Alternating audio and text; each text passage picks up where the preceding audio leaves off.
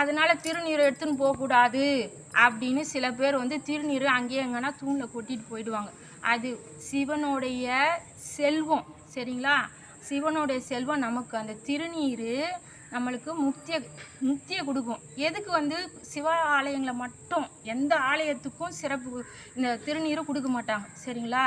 ஆனால் சிவ ஆலயம், இந்த விநாயகர், முருகப்பெருமான், உமையம்மை, உமையம்மை சந்நிதியில் வந்து குங்குமம் கொடுப்பாங்க. சிவபெருமான் வீட்டு இருக்கிற இடத்துல திருநீர் 3 பேர் 4 பேர் இடத்துல மட்டும்தான் திருநீர் கொடுப்பாங்க. அந்த திருநீர் எதை குறிக்குதுன்னா, இந்த உடம்பு சாம்பல் ஆகிடும் அப்படின்னு குறிப்புது. இந்த உடம்புக்காக நம்ம எத்தனை வேலை செய்கிறோம், நல்லது செய்கிறோம், கெட்டது வர செய்வோம். இந்த உடம்புக்காக என்னை வந்து இன்னொருத்தன் என்னை நல்லா மதிக்கணும், அதுக்காக எத்தனைலாம் பொய் சொல்லின்னு, எத்தனை வஞ்சனை, எத்தனை புறம் சொல்லிட்டு இப்படி வாழ்கிற வாழ்க்கை அத்தனையும்